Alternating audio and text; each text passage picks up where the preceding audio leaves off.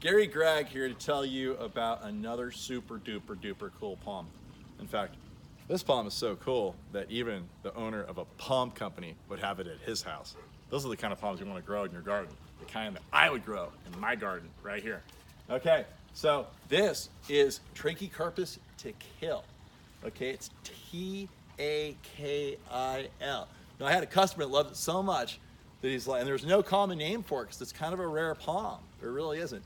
It's known as the Kumaon palm if you really want to dig deep, from the Kumaon mountains of India. But my customer said, you know what? We have a better common name than that. It's definitely Trachycarpus takil. That's the Latin scientific name. So he's like, well, if it's Trachycarpus takil, why don't you just call it the takil for palm? Because it's so beautiful. So I thought that was really clever. So I call it the takil for palm. Now, if you know Trachycarpus fortunei, the really common Trachycarpus, you'll notice that it is a real sort of sloppy plant with its fronds bending over. The difference with this one is, look how stiff it is. It makes a perfect plain frond, just like this. So it has a very beautiful, more stately look to it. It's more refined, a little more formal, but these are just absolutely perfect here. The other difference is that these guys always have a lot of blue on the backside of their foliage. Okay, now the regular Trachycarpus fortunei does not have that typically. Sometimes it does, but most of the time it doesn't. The other thing that's different about this tree, you can look down here at the bark of the plant. It is very tightly oppressed to the trunk of the tree. Now that makes for a much neater looking plant. A regular Trachycarpus fortunei would have a big bunch of shag hanging off of it.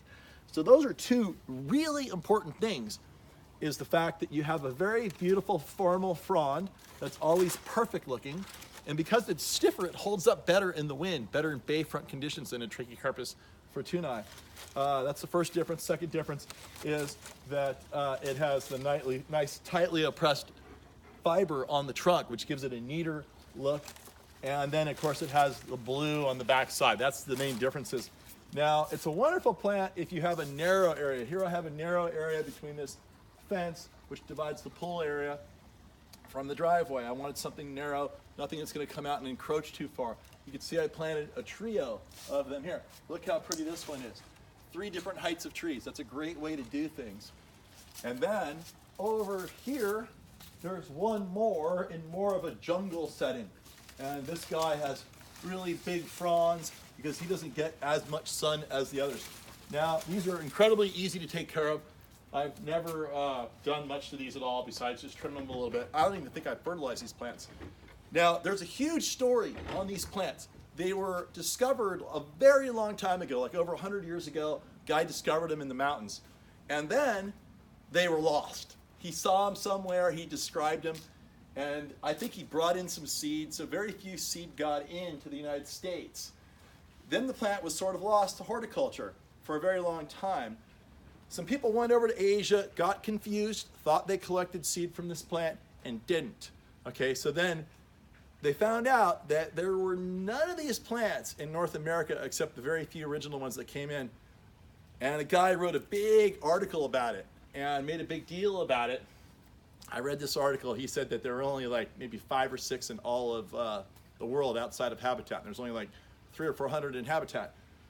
I knew that not to be the case because there was a grower a very long time ago when I was a little teenager that had some little seedlings, and he said this guy came in and dropped off these seedlings and sold him these seedlings of different types of Trachycarpus he had collected in the early 80s.